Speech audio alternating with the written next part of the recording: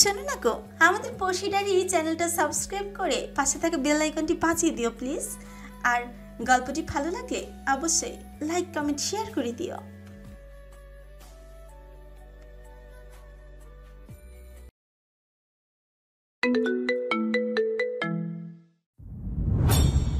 হ্যাঁ, তুমি উঠেছো? হ্যাঁ, এই তো কিছুক্ষণ হলো। আমরা সবাই এখন ব্রেকফাস্ট করব। তুমি ফ্রেশ হয়ে গ্রাউন্ড ফ্লোরে আসতে পারবে নাকি আমি আসবো? না, আমি পারবো, আপনার আসতে হবে না। রানাফ ঠিক আছে বলে ফোন রেখে দেয়। সে হাত নেড়ে নেড়ে পুনরায় বন্ধুদের সাথে গল্প করতে শুরু করে। উর্বি 2 মিনিট তার দিকে তাকিয়ে থেকে রেডি হতে চায়। উর্বিকে আজ উর্বির চোখে ভীষণ সুন্দর লাগছে। সে আকাশি রঙের কাঞ্জিভারাম শাড়ি পরেছে, মুখে একটু পাউডার লাগিয়েছে, একটু লিপস্টিকও কি দেবে? কিছুক্ষণ নিজের দিকে তাকিয়ে থেকে লিপস্টিক না লাগানোর সিদ্ধান্ত নেয় সে। যা সেজেছে সেটাই ঢের, সাজবেই বা কেন উর্বি? নিজেকে গুছিয়ে নিয়ে পার্সটা হাতে তুলে নেয়, তারপর পা বাড়ায় রুমের বাইরে। উর্বি রুম লক করে ঘুরে দাঁড়াতেই চমকে ওঠে। তাদের রুমের বিপরীতে রুম নাম্বার 212-তে একজন লোক ঢুকলো। পেছন থেকে এক ঝলক দেখলো উর্বি। লোকটির অবয়ব এমন চেনা চেনা মনে হলো কেন? দাঁড়িয়ে আছো কেন, যাবে না? উর্বি ঘুরে তাকায়, রানাফ দাঁড়িয়ে আছে। আপনি এলেন কেন? আমিই তো যেতাম। তোমার দেরি হচ্ছিল দেখে ভাবলাম কোনো অসুবিধা হচ্ছে, মানে ওরা পাঠিয়েছে। উর্বি মনে মনে হাসে। রানাফ করিম খানকে সব সময় সবাই জোর করে, মুখে বলে, আমি কি ছোট বাচ্চা? তা ঠিক না, চলো সবাই অপেক্ষা করছে। উর্বি রানাফের পিছু পিছু যেতে থাকে। কিছুক্ষণ বাদেই 212 থেকে বেরিয়ে আসে উচ্ছ্বাস। বেরিয়ে এসে মুখে মাস্ক লাগিয়ে ধীর পায়ে এগিয়ে যেতে থাকে। খাওয়ার সময়ও সেলফি। এবার উর্বি খুবই বিরক্ত লাগছে। জাহাঙ্গীরের স্ত্রী মিতা বলে, আরে সবাই মিলে একটা সেলফি তুলি, চলো সবাই তাকাও। সবাই ক্যামেরার দিকে তাকিয়ে আছে, যে যার বইয়ের কাঁধে হাত রেখেছে। হঠাৎ উর্বির কাছে দৃশ্যটা খুবই ভালো লাগে। জোনাইদের স্ত্রী রাবিয়া বলে ওঠে, আরে রওনা ভাই, আপনি ভাবিকে ধরে রাখুন না। উর্বি হকচকিয়ে ওঠে। রানাফও ভীষণ বিব্রত হয়ে অন্যদিকে মুখ ঘুরিয়ে রাখে। মৌমিতা বলে ওঠে, আরে বাদ দাও না, লজ্জা পাচ্ছে এরা, তোমরাও না। লামিয়া পাশ থেকে মৃদু হেসে বলে উঠে, চলো এবার সবাই তাকাও, তখন থেকে সেলফি স্টিক তুলে বসে আছি, তাকাও। তারা ছবি তুলছে। লামিয়া মাথা ঘুরিয়ে উর্বিকে নিচু স্বরে বলে, হাসো। উর্বি হাসার চেষ্টা করে। দূরের টেবিলে বসে আছে উচ্ছ্বাস। সে অপলক দৃষ্টিতে উর্বিকে দেখছে। নাবিল স্যান্ডউইচ নিয়ে খুঁড়ছে, শুধু খাচ্ছে না। শায়মি আর শর্মি দুজন মিলে অতি উৎসাহের সাথে পরিকল্পনা করছে খালামণিদের বাড়িতে গিয়ে কি কি করবে। খাওয়ার টেবিলে তারা 5 জন, শর্মি, শায়মি, নাবিল আর সামিউল অন্তরা। কিছুক্ষণ পরে নাবিল শর্মিদের ধমক দিয়ে বলে, চুপ করবি তোরা, আমার বিরক্ত লাগছে এসব শুনতে। সবাই মাথা তুলে নাবিলের দিকে তাকায়। শায়মি কড়া গলায় বলে, গতকাল থেকে খিটখিটে করে যাচ্ছিস, this is too much Nabil. Nabil চুপ করে থাকে। শায়মি ক্ষণবাদে বলে ওঠে, পাপা তার ওয়াইফকে নিয়ে ঘুরতে গিয়েছে। সামিউল শায়মির কথা শুনে নাবিলের দিকে তাকায়। নাবিলের মেজাজ এজন্য চটে আছে। নাবিল চুপ করে থেকে বলে ওঠে, কাল বুঝেছি পাপা ওয়ার্ল্ডের বেস্ট পাপা হলেও কখনো বেস্ট হাজবেন্ডই ছিল না। মামাকে কখনো পাপা ভালোই বাসেনি। সামিউল পাশ থেকে বিড়বিড় করে বলে ওঠে, ভালো না বাসলে তোরা পৃথিবীতে টপকালি কিভাবে? অন্তরা সামিউলকে খোঁচা মেরে চেঁচিয়ে ওঠে, থামবে তুমি, ওরা বাচ্চা। শায়মি নাবিলের দিকে তাকিয়ে নরম গলায় বলে, নাবিল প্লিজ পাপাকে এভাবে জাজ করিস না। চাই না তো হয়ে যায়। একটা দীর্ঘশ্বাস ছেড়ে বলে ওঠে নাবিল। দুপুরে সবাই মিলে সমুদ্র স্নানে বের হয়েছে। উর্বির একদমই যেতে ইচ্ছে করছিল না, কিন্তু সবাই মিলে তাকে টেনে নিয়ে যায়। সে শাড়ি পরে আছে, মেরুন রঙের সাধারণ সুতি শাড়ি। রাউনাফ চুপচাপ হাঁটছে। উর্বির কাছে এসে মিতা বলে, কি ব্যাপার উর্বি, তুমি এভাবে রওনক ভাইয়ের থেকে আলাদা হয়ে থাকো কেন? আরে লজ্জা কিসের, আমরাই তো। উর্বি কি বলবে বুঝতে পারছে না। জবাবে সে শুধু মুচকি হাসে। রনক ভাইয়ের সাথে ঝগড়া হয়েছে নাকি রাতে? পেছন থেকে আশিকের স্ত্রী জান্নাত বলে ওঠে, না তো, ঝগড়া হবে কেন? তাহলে তার কাছে যাও।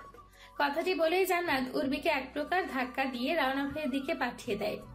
রাউনাফের চোখে উর্বির চোখ পড়ে। সে চোখ নামিয়ে হাঁটতে থাকে। উর্বির এখন একটু শান্তি লাগছে। বিচে এসে এখন কেউ আর তাদের নিয়ে পড়ে নেই, যে যার স্বামীর সাথে সমুদ্র স্নান করছে। এদের দেখে উঠবে সত্যি সত্যি অবাক লাগে। এদের ছেলে মেয়েরা নাকি আবার স্কুলে পড়ে। তবে উর্বির খুব ভালো লাগে এদের স্বামী স্ত্রীতে খুনসুটি গুলো। সৈকতে একা একা হাঁটতে থাকে সে। মৃদু মন্দ বাতাসে তার খোলা চুলগুলো উঠছে। উর্বি চুলে কোনো মতে একটা খোপা বেঁধে নিয়ে দাঁড়িয়ে পড়ে। কিছু ঝিনুক তার পায়ে লাগে। সে ঝিনুকটা উঠিয়ে ঘুরিয়ে ফিরিয়ে দেখতে থাকে। বাহ, বেশ সুন্দর তো। উর্বি 2 মিনিট দাঁড়িয়ে থেকে ঝিনুক কুড়াতে শুরু করে। কি করছো? পেছন থেকে বলে রামনাফ। উর্বি লজ্জিত ভঙ্গিতে বলে, ঝিনুক করছি। এগুলো দিয়ে কি হবে? অবাক হয়ে উর্বির হাতের দিকে তাকিয়ে আছে সে। এগুলো খুবই সুন্দর, শর্মি নিতে বলেছিল। ও কি একটা ক্রাফট বানিয়ে নেবে বলছিল ওর চারুকলা ক্লাসে। রামনাফ হাসে। উর্বিকে তার এখন শর্মির মতো একটা বাচ্চা মনে হচ্ছে। উর্বি কথা না বাড়িয়ে ঝিনুক কুড়োতে ব্যস্ত হয়ে পড়ে। রামনাফ কিছুক্ষণ তাকে দেখে। খানিক বাদে সেও তার পায়ের কাছ থেকে একটা ঝিনুক উঠিয়ে উর্বিকে এগিয়ে দেয়। উর্বি এক পলক রানফের দিকে তাকিয়ে তার হাতের দিকে তাকায়। তারপর মুচকি হাসি দিয়ে সেটি নেয়। এই দেখো দেখো, ওদিকে দেখো। মিতার কথায় সবাই দূরে রানফ আর উর্বির দিকে তাকায়। দুজনে পাল্লা দিয়ে ঝিনুক কুড়িয়ে জড়ো করছে। আমাদের সামনে এমন ভাব করে যেন ভাজা মাছটা উল্টে খেতে পারে না এরা দুজন। গলায় গলায় কত ভাব দেখেছো। দাঁড়াও, এখনই ধরছি দুটোকে। মৌমিতা এগিয়ে যেতে নেয়। সবাই হো হো করে হাসতে থাকে। লামিয়া তাকে বাধা দিয়ে বলে, মৌনতা প্লিজ যাস না, ওরা ওদের মতো থাকুক, আমাদের ওদেরকে নিজেদের মতো করে ছেড়ে দেওয়া উচিত। ঠিক বলেছ। জাহাঙ্গীর লামিয়ার কথার পিঠে বলে। দূর থেকে উচ্ছ্বাস উর্বি আর রানাফের দিকেই তাকিয়ে আছে।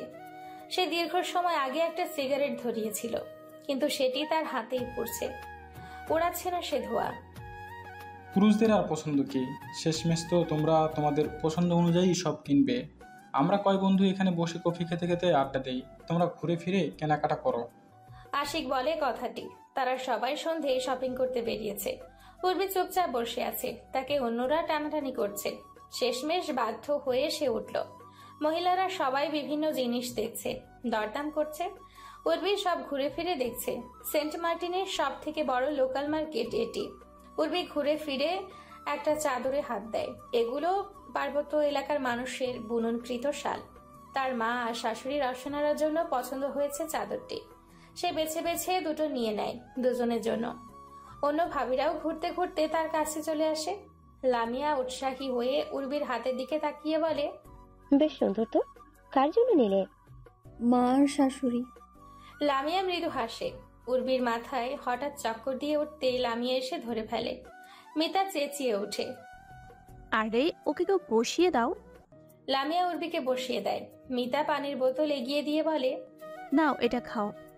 উর্বি অস্ফুট স্বরে বলে, ঠিক আছি আমি। কি হয়েছে, মাথা ঘুরছে? আসলে আজ অনেক বেশি ঘোরাঘুরি হয়ে গিয়েছে তো, একদিনে এত বেশি স্ট্রেস নিতে পারি না আমি। রাবিয়ার সাথে সাথে বলে ওঠে, আমি ভেবেছি সুখবর আছে বোধহয় কোনো। সবাই উচ্চ শব্দে হাসতে থাকে। উর্বি বসে বসে নিজেকে ধাতস্থ করে। বাকিদের মস্করায় তার কোনো হেলদোল নেই। মৌমিতা বলে ওঠে, তা উর্বি, প্ল্যানিং করেছো কোনো? কিসের প্ল্যানিং? Family planning. সবাই দ্বিতীয় দফায় হাসতে থাকে। উর্বি নিশ্চুপ। লামিয়া হাসতে হাসতে বলে ওঠে, রৌনক কখনো করতে পেরেছে ফ্যামিলি প্ল্যানিং? ও কখনো প্ল্যান করে বাচ্চা নিতে পারিনি। সিমলায় পিল খেতে ভুলে যেত। সব সময় হেসেছি আমরা বন্ধুরা এটা নিয়ে, কিন্তু রৌনক বারবার সবকিছু খুবই দায়িত্বের সাথে সামলেছে। সিমলার প্রথম যখন কনসিভ করেছে তখন রৌনক স্টুডেন্ট ছিল।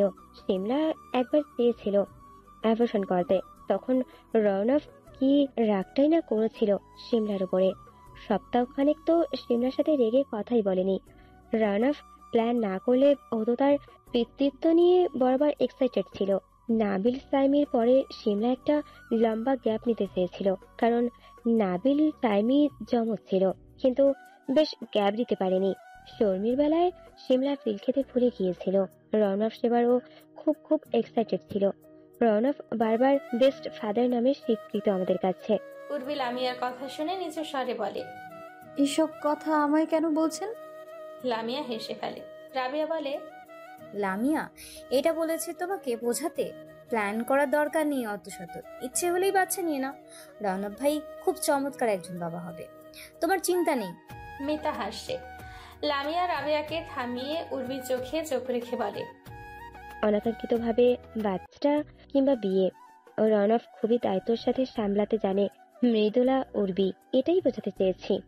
উর্বি লামিয়ার দিকে কিছু সময় তাকিয়ে থেকে বলে ওঠে, আমি উঠছি, রিসোর্টে ফিরবো। রাতের ডিনার শেষে যে যার রুমে ঢুকবে। উর্বি লবিতে একা দাঁড়িয়ে আছে। রাউনাফ সবার সাথে আগামীকালকের স্কেজিউল নিয়ে কথা বলছে। কাল তারা একটা পিকনিকের আয়োজন করেছে রিসর্টে। উর্বি একা দাঁড়িয়ে দাঁড়িয়ে দেওয়ালের পেন্টিং দেখছে। তার শপিং ব্যাগগুলো রাউনাফের হাতে। বাড়ির সবার জন্যই টুকটাক কিনেছে অনেক কিছু। উর্বিকে একা দাঁড়িয়ে থাকতে দেখে উচ্ছ্বাস। সে এই সুযোগটাই খুঁজছিল। আশেপাশে কেউ নেই। বেয়াদবটাকে ঘাড় ধরে রুমে নিয়ে যেতে ইচ্ছে করছে উচ্ছ্বাসের। সে হাত মুঠো করে তার রাগ নিয়ন্ত্রণের চেষ্টা করে। উর্বি উচ্ছ্বাসের দিকে পেট দিয়ে দাঁড়িয়েছিল। উচ্ছ্বাস উর্বির দিকে এগিয়ে যাচ্ছে। হঠাৎ রাউনাফ উর্বির কাছে চলে আসে। উচ্ছ্বাস দাঁড়িয়ে পড়ে। উর্বি ঘাড় ঘুরিয়ে রাউনাফকে বলে, কথা শেষ হয়েছে আপনাদের? হ্যাঁ। রাউনাফ লজ্জিত ভঙ্গিতে বলে। রাউনাফ দেখছে তার দিকে একজন 29-30 বছরের রূপবতী নারী এগিয়ে আসছে। পরনে তার বাসন্তী লাল রঙের জামদানি শাড়ি। ছোটখাটো আনন, আজ খানিকটা বেশি লম্বা দেখাচ্ছে। হাই হিল পরেছে হয়তো। পূর্বী রাউনাফের দিকে তাকাতে সে বিব্রত হয়ে চোখ ফিরিয়ে নেয়। খোপায় আবার গাছরা লাগিয়েছে। অতি সাধারণ বাঙালি মেয়েদের সাজ, অথচ উর্বিকে দেখে এতটা স্নিগ্ধ লাগছে। উর্বি খুব কাছে চলে আসে। রাউনাফ বন্ধুদের সাথে কথা বলতে ব্যস্ত হয়ে পড়ে। উর্বিকে আসতে দেখে রাবিয়া বলে ওঠে, এই যে এসে গিয়েছে তোমাদের কাঙ্ক্ষিত ব্যক্তি, যার জন্য এত আয়োজন। সবাই উর্বির দিকে তাকায়। উর্বি ভীষণ অস্বস্তি হচ্ছে। সে যে বাড়তির সাজ হিসেবে চুলে গাছরাটা লাগিয়েছে, এটা কি বেশি হয়ে গিয়েছে? পার্টিতে অনেক অপরিচিত মুখ দেখা যাচ্ছে। উর্বি এদের চেনে না। এখানে এই অচেনা জায়গায় এত অতিথি এরা পেল কোথায়? মিতা এসে উর্বির হাত ধরে টেনে রাউনাফের কাছে নিয়ে যায়। সাজতে সাজতে এত সময় লাগিয়ে দিলে এখন স্বামীর সাথে কেক কাটবে এসো। কেক কেন কাটবো? অবাক হয়ে জানতে চাই উর্বি। হ্যাঁ, এই পিকনিক ছুরি পার্টিটা তোমাদের অনারে রেখেছি আমরা, তোমাদের বিবাহোত্তর সংবর্ধনা। এখন কেক কেটে একটু আমাদের উদ্ধার করুন আপনারা দুজন। এত অতিথি, এরা কারা? এরা এই রিসোর্টের গেস্ট, সবাই ইনভাইটেড আছে। উর্বি অবাক হয়ে যায়। তাদের জন্য এত আয়োজনের কি আছে? এখানে কি রাউনাফ আর উর্বির বিয়ে হচ্ছে নাকি? উচ্ছ্বাস অনেকটা দূরে একটি চেয়ার পেতে বসে ড্রিঙ্কস খাচ্ছে। তার শীতল দৃষ্টি উর্বির দিকে। এত সাজ, এত জেল্লা মুখে, সব স্বামীর জন্য। একটা নীরব পৈশাচিক হাসিতে উচ্ছ্বাসের ঠোঁট প্রশস্ত হয়ে যায়। রাউনাফের বন্ধুরা পার্টিতে আসা প্রত্যেক গেস্টের দৃষ্টি আকর্ষণ করে পার্টি আরম্ভ ঘোষণা করে দিয়েছে। কি হলো, কেক কাটো। মিতা ধমকের সুরে বলে ওদের। উর্বির ছুরিটা কেকের ওপর বসায় তখনই মৌমিতা রাউনাফকে বলে, তুই এভাবে রোবটের মতো দাঁড়িয়ে আছিস কেন? বইয়ের সাথে কেক কাট। রাউনাফ ছুরিটা ধরতে গিয়ে উর্বির হাতের উপর হাত রেখে ফেলে। রাউনাফ খানিকটা বিব্রত বোধ করছে। উর্বির কোনো ভাবান্তর নেই। সে নিলিপ্ত হয়ে কেক কাটতে থাকে। উচ্ছ্বাস তাদের দেখছে। সে উর্বি আর রাউনাফের মুখের থেকে দৃষ্টি সরিয়ে তাদের হাতের দিকে তাকায়। একটা কাজ করলে কেমন হয়? ওই ছুরিটা দিয়ে উর্বির স্বামীর গলাটা কেটে দেবে সে। মামুন বসে আছে। তার সাগরেদ রানায় সে তার সামনে দাঁড়ায়। ভাই, হারামজাদা নিচে পার্টি করছে। কিসের পার্টি? জানি না, হোটেলের কোনো মালদার গেস্ট আয়োজন করেছে বিবাহর সংবর্ধনা, আমাদেরও দাওয়াত ছিল। ও, ওর সাথে ওই নেংটিটা সজীব না যেন কি নাম, সে কোথায়? ওই কুত্তাকে আজ দেখছি না, হয়তো কোথাও গাপটি মেরে আছে। আচ্ছা, ওটাকে পরে দেখে নেব। শোন, সময় সুযোগ বুঝে ওকে শেষ করবি। কাজ শেষে আনোয়ার আর রৌবকে ঝাড়বনের ওদিকটায় থাকতে বলবি। লাশটাকে ওখান থেকে ভাসিয়ে দিবি। রানা মাথা নাড়ায়। সে তার বসের কথা মতোই সব কাজ করবে। পার্টিতে সবাই মুগ্ধ হয়ে জাহাঙ্গীরের গান শুনছে। উর্বি অবাক হচ্ছে। এই লোক এত সুন্দর গান জানেন। আচ্ছা, রাউনাফের বন্ধুদের এক একজন তো এক এক গুণের অধিকারী। রাউনাফের ডাক্তারি করা ছাড়া আর কোনো গুণ আছে? মায়ের আদেশ পালন আর কিউট কিউট বাচ্চা তিনটাকে পড়াশোনার জন্য সব সময় বকাঝকা করা। কথাটা ভেবেই উর্বি নিজেকে ধমকায়। ছি মৃদুলা উর্বি, একজন ভদ্রলোককে সব সময় এইভাবে খোঁচা মারতে পারো না তুমি? গান শেষে সবাই করজোড়ে হাততালি দিচ্ছে। উর্বি রাওনাফের দিকে তাকিয়ে আছে। রাওনাফও হাততালি দিতে দিতে উর্বির দিকে তাকাতেই উর্বি অন্যদিকে চোখ ফিরায়। সবাই এবার যে যার পার্টনারের সাথে হালকা মিউজিকের তালে তালে নাচছে। উর্বি আর দাঁড়িয়ে থাকতে পারছে না, তার ভীষণ মাথা ব্যথা করছে। উচ্ছ্বাস আর অপেক্ষা করে না, একটা বাঁকা হাসি হেসে সে উঠে দাঁড়ায়। একটা গ্লাস হাতে উর্বির দিকে এগিয়ে যাচ্ছে ধীর পায়ে, তার চোখে চশমা এবং মুখে মাস্ক। উর্বি মিতা ভাবির সাথে কথা বলছে। ভাবি আমি কিছু সময় নিরিবিলি থাকতে পারি কি? মানে আমার না খুব মাথা ব্যথা করছে। সে কি, মাত্র তো পার্টি শুরু হলো। ভাবি শুধু 30 মিনিট। উচ্ছ্বাস ভিড়ের মধ্যে উর্বির গা ঘেঁষে হেঁটে যাওয়ার সময় উর্বিকে ধাক্কা দিয়ে তার হাতের গ্লাসের শরবতটুকু উর্বির গায়ে ফেলে দেয়। সরি ম্যাম, সরি, আমি দেখতে পাইনি। কণ্ঠ যথাসাধ্য চাপিয়ে কথাটি বলে উচ্ছ্বাস। রানব সেদিকে তাকায়। উর্বি শাড়ি সামলাতে সামলাতে কিছু বুঝে ওঠার আগে সে চোখের আড়াল হয়ে যায়। পার্টির ঘোলাটে লাইটিং এর জন্য আশেপাশে তাকিয়ে কিছু ঠাউর করতে পারছে না সে। রানব এসে বলে, কি হয়েছে উর্বি? তোমার শাড়িটা তো নষ্ট হয়ে গেল।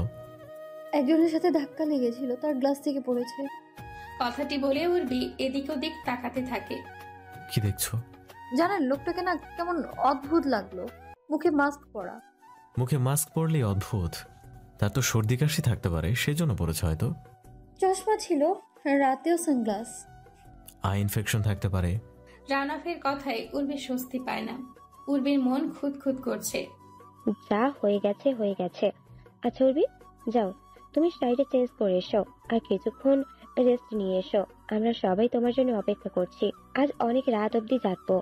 উর্বি মাথা নাড়ায়। পাশ থেকে মৌমিতা বলে ওঠে, ডক্টরকে পাঠাবো সাথে? না মানে ওষুধ দিতে আর কি। তোমার না মাথা ব্যথা করছে? হাসতে হাসতে কথাটি বলে সে। উর্বি আস্তে করে বলে, তার দরকার নেই। উর্বির মনে হচ্ছে কে যেন তার পিছু নিয়েছে। রিসর্টের সবাই পার্টিতে। পুরো দালান নিশ্চুপ হয়ে আছে। পার্টি হচ্ছে রিসর্টের বাগানে। এখান থেকে খানিকটা দূরেই বলা যায়। উর্বি বেশ ভয় ভয় লাগছে, তবুও সে তার রুমের দিকে এগোয়। রুমে ঢুকে দরজা লক করে দেয় উর্বি। শাড়িটা পাল্টে বিছানায় গায়ে এলিয়ে দেয় সে। একটু আরাম লাগছে এখন। দু চোখ বন্ধ করে একটা গভীর নিঃশ্বাস ফেলে। 2 মিনিট পরে তার রুমের দরজায় কেউ ধাক্কা দিতে থাকে। কি আসতে পারে? নিশ্চয়ই ভাবিরা রানবকে ঠেলে ঠুলে পাঠিয়েছে। তাদেরও কাজ নেই কোনো। উর্বি উঠে গিয়ে দরজা খোলে। দরজা খুলে সামনে তাকাতেই তার পুরো পৃথিবী ওলট পালট হতে শুরু করে। বুকের পাঁজর টনটন করে ওঠে। তার শরীরটা এত কাঁপছে কেন? উচ্ছ্বাস শীতল চোখে উর্বির দিকে কয়েক মুহূর্ত তাকিয়ে থেকে রুমে প্রবেশ করে উর্বিকে আগলে ধরে দরজা লাগিয়ে দেয়। উর্বি কিছু বলতে পারছে না। সে তাকিয়ে তাকিয়ে দেখছে শুধু। সে তার অনুভূতি বুঝতে পারছে না। তার শরীরে কি প্রাণ নেই? উচ্ছ্বাস উর্বির দিকে তাকায়। উর্বি একটা কাঁপুনি দিয়ে ওঠে। ভেতর থেকে একটা গভীর নিঃশ্বাস বেরিয়ে আসতে 2 চোখের পানি ছেড়ে দিয়ে হাঁপাতে হাঁপাতে বলে ওঠে, মার্ডারার, রেপিস্ট। শব্দ দুটি উচ্চারণ করে ঘন ঘন নিঃশ্বাস নিচ্ছে উর্বি। উচ্ছ্বাস উর্বির গাল দুটো হাত দিয়ে আগলে ধরে নরম গলায় বলে, পালাতে চাও আমার থেকে? উর্বি নিজের হুঁশ ফিরে পায়। সে 2 হাত দিয়ে উচ্ছ্বাসের হাত থেকে নিজেকে ছাড়ানোর চেষ্টা করে, কিন্তু উচ্ছ্বাসের শক্তির কাছে সে অপারগ। সে কাঁদছে, বাঁধ ভাঙা কান্না। উচ্ছ্বাস উর্বির কান্না উপেক্ষা করে বলতে থাকে, 30-এর উর্বিকে ঠিক 23-এর উর্বি লাগছে।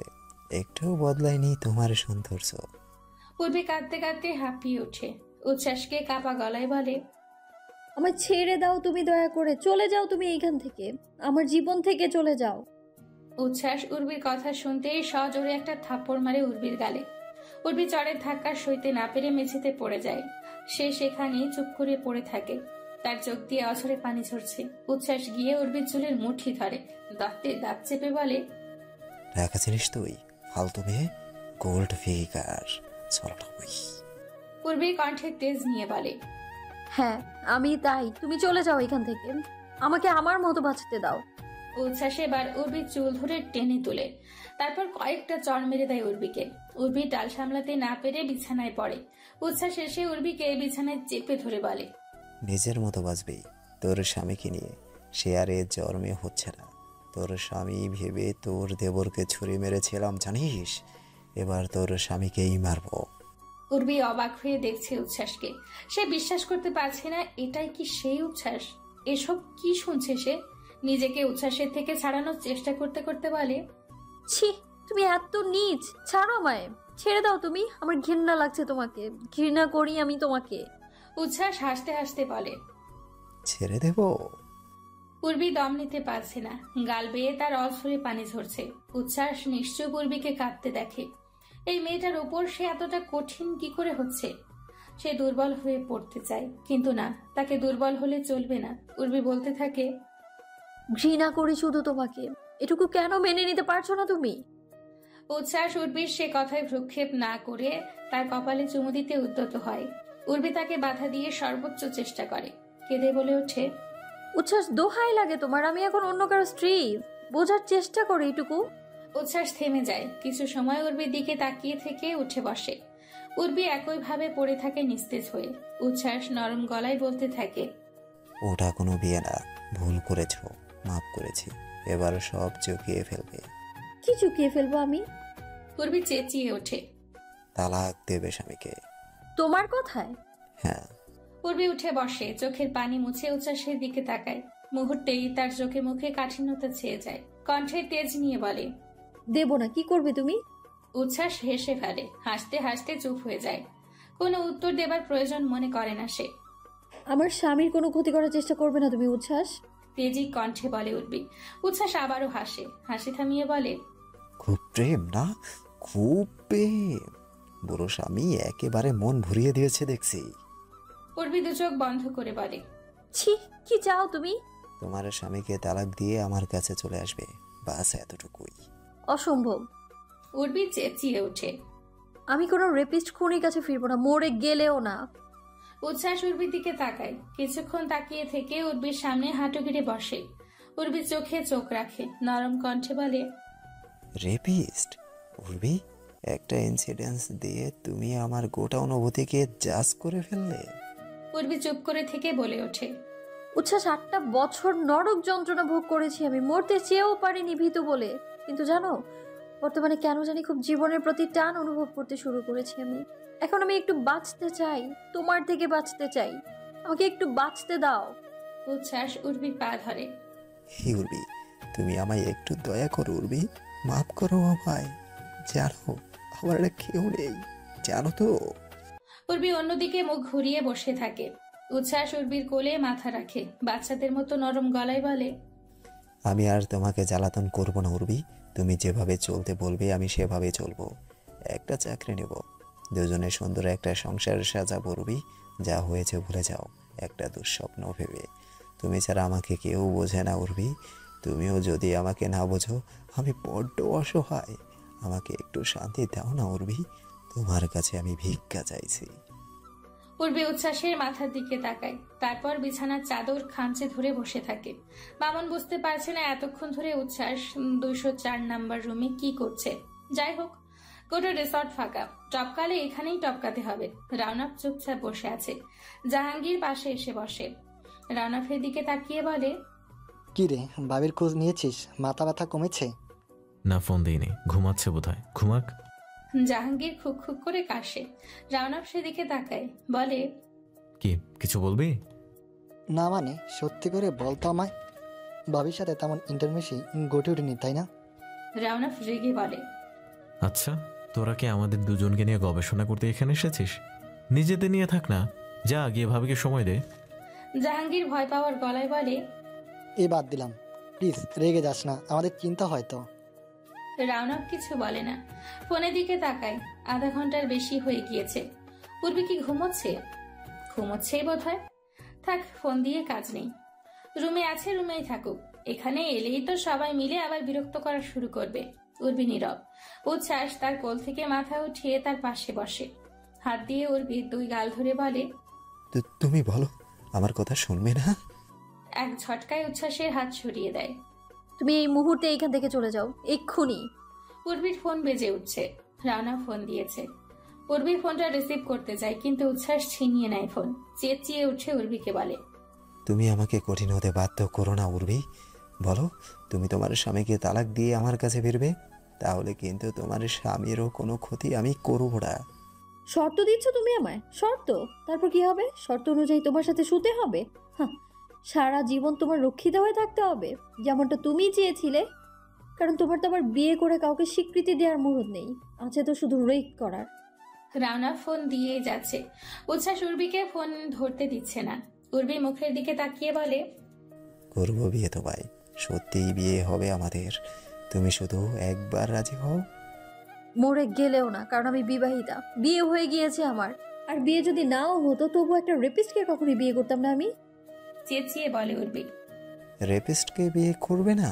বুঝলাম, তবে এটা কোন বিয়েতে আটকে আছো তুমি? চাপিয়ে দেওয়া সম্পর্ক?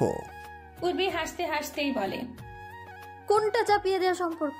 সব জ্ঞানে কবুল বলেছি আমি। আমি কবুল বলতে না চাইলে আমার ভাইয়ের সাধ্য ছিল আমাকে দিয়ে কবুল বলানোর? তুমি আমার সাথে বারবার যা করেছো সেটা চাপিয়ে দেওয়া সম্পর্ক। আর তুমি ঠিক বলেছো, এই বিয়েটা করা একদিক থেকে ভুলই ছিল আমার। সত্যিকার অর্থে ভুলটা হলো ওই ভালো মানুষটাকে আমার এই জীবনের সাথে জড়িয়ে ফেলা। ওটাই একমাত্র ভুল, উচিত হয়নি এটা আমার। উচ্ছ্বাস তাকিয়ে আছে। উর্বি বলতে থাকে, আমার স্বামী ভুল না, যদিও আমি তাকে চাইনি, হয়তো আল্লাহ চেয়েছেন। স্বামী? হ্যাঁ, উনি আমার স্বামী। শরীয়ত মোতাবেক বিয়ে হয়েছে আমাদের। ওই অতটুকুই পবিত্রতা, সান্ত্বনা, স্বচ্ছতা আছে আমার জীবনে এখনো পর্যন্ত, যে আমি কারোর সাথে বৈধ সম্পর্কে আছি। আর কোথাও কোনো পবিত্রতা নেই আমার। তুমি থাকতে দাওনি, এবার অন্তত আমায় মুক্তি দাও। সব শেষ, তুমি শেষ করেছো, আমি শেষ করেছি। জেল খেটেছো, জামিন পেয়েছো, এখন একটা সুন্দর জীবনে ফিরে এসো। আমাকে ওই জীবনে থাকতে দাও যে জীবনে আমি অভ্যস্ত হয়ে উঠেছি। দোহাই তোমার। এক নাগাড়ে কথাগুলো বলে উর্বি থামে। তারপর আবারও কাঁপা কাঁপা গলায় বলতে শুরু করে, আর তুমি অভিশাপ হয়ে থাকবে আমার জীবনে। যার আমার জীবনে আসার প্রয়োজন ছিল কেবল আমার শরীর, জীবন নোংরা করতে। কোনো গুরুত্ব তুমি বহন করো না আমার জীবনে, জেনে নাও তুমি। আর ওই বাচ্চাটা। থেমে গিয়ে কান্নায় ভেঙে পড়ে উর্বি। অঝোর ধারায় কাঁদছে সে। শাড়ির আঁচল দিয়ে মুখ চেপে ধরেছে। একটা গোঙানির মতো শব্দ বের হচ্ছে। উচ্ছ্বাস নরম গলায় বলে, উর্বি, লাইফ সবাইকে সেকেন্ড চান্স দেয় না, আমাকে দিয়েছে। খুব একটা দেরি হয়নি, চলো এবার সংসার করি। আমি যা করেছি তার জন্য সত্যিই আমি অনুতপ্ত। কিসের অনুতপ্ত? সেই এক প্রতিহিংসা, সেই আগের মতোই আমার চুলের মুঠি ধরা, পাগল কুত্তার মতো আচরণ করা, এইসব তোমার অনুতাপ? একজনকে ছুরি মেরে মারতে চেয়েছিলে তুমি, ওটা তোমার অনুতাপ? এসব তোমার জন্য উর্বি, তুমি কেন কখনো বুঝতে পারো না? না, আমি বুঝতে চাই না, কখনো কিচ্ছু বুঝতে পারিনি। বুঝতে পারলে এইসব কিছুই হতো না আমার সাথে। নিজের সাথে যা হয়েছে সবকিছু আমি মেনে নিয়েছি। ওইসব হবারই ছিল। অদৃষ্টকে কেউ বদলাতে পারে না, আর সেটা নিজের দোষে হলে তো কথাই নেই। তবে ওই উপরে যিনি আছেন তিনি আমাকে বুঝিয়ে দিয়েছেন, উর্বি, তুমি যাকে নিজের জন্য পছন্দ করেছো, আমি না চাইলে সেটা তোমার জীবন ধ্বংসের কারণই হবে। আমি যে তোমার জন্য অন্য কাউকে বেছে রেখেছি। উচ্ছ্বাস শীতল চোখে তাকিয়েছিল। রাগে ক্ষোভে আবারও উর্বির চুলের মুঠি ধরে। উর্বি নিজেকে ছাড়াতে চায়, পারে না। খবরদার, আমাকে রাগাস না, খবরদার, নয়তো এখানে স্বামী স্ত্রী দুটোকেই পুঁতে রেখে দেব। উর্বি অসহায়ের মতো উচ্ছ্বাসের দিকে চায়। বাহ, এই তো এলে আসল রূপে। এতক্ষণ নরম গলায় নাটক করছিলে। উচ্ছ্বাস দাঁত কিরমির করে বলে, বল, তালাক দিবি কিনা স্বামীকে? না, দেব না। তেজি কণ্ঠে বলে উঠে উর্বি। তখনই কেউ দরজা ধাক্কাতে থাকে। উচ্ছ্বাস হেসে বলে, ওই যে তোমার স্বামী এসেছে, এবার তোমার চোখের সামনে ওটাকে শেষ করব, তারপর চলে যাব। কথাটি বলেই উচ্ছ্বাস প্যান্টের পকেট থেকে এক টান দিয়ে একটা রিভলভার বের করে। উর্বি শিউরে ওঠে, লাফ দিয়ে উচ্ছ্বাসের সামনে দাঁড়ায়। তারপর উচ্ছ্বাসের পা ধরে। দোহাই লাগে তোমার, ওনাকে কিচ্ছু করবে না। উচ্ছ্বাস, আমি দয়া চাইছি। উচ্ছ্বাস নির্বিকার চিত্তে ধাক্কা দিয়ে উর্বিকে সরিয়ে দেয়। উর্বি মেঝেতে পড়ে গেলেও উঠে দাঁড়ায়। তার বুক থেকে শাড়ির আঁচল পড়ে যায়। সে গিয়ে দরজা আটকে দাঁড়ায়। না, তুমি এটা করতে পারো না উচ্ছ্বাস। পারি। শব্দটা উচ্চারণ করে উচ্ছ্বাস উর্বির ঘাড় ধরে ধাক্কা দিয়ে সরিয়ে দেয়। তারপর দরজা খুলে দেয়। রাওনাভ হাতের ফোনের দিকে তাকিয়ে আছে। এতবার কল করে নিজের কাছেই কেমন যেন লাগছে তার। কিন্তু উর্বি ফোন ধরেনি কেন? হয়তো গভীর ঘুমে আচ্ছন্ন হয়ে গিয়েছে। ঘুমাক। দরজা খুলে উচ্ছ্বাস দেখতে পায় মামুন দাঁড়িয়ে আছে। তাদের দিকে একটা রিভলভার তাক করা। মামুন একবার উচ্ছ্বাসকে দেখে, একবার উর্বিকে দেখে। উর্বি দ্রুত শাড়ির আঁচল দিয়ে নিজেকে জড়িয়ে নেয়। মামুন বাঁকা হাসি দিয়ে বলে, ও এই ব্যাপার, তুই এখানে নোটি নিয়ে ফুর্তি করছিস, আমি ভেবেছি কি না কি? উচ্ছ্বাস চেঁচিয়ে বলে। মুখ সামলে কথা বল, শুয়োরের বাচ্চা, নয়তো এখানেই পুঁতে দেবো তোকে।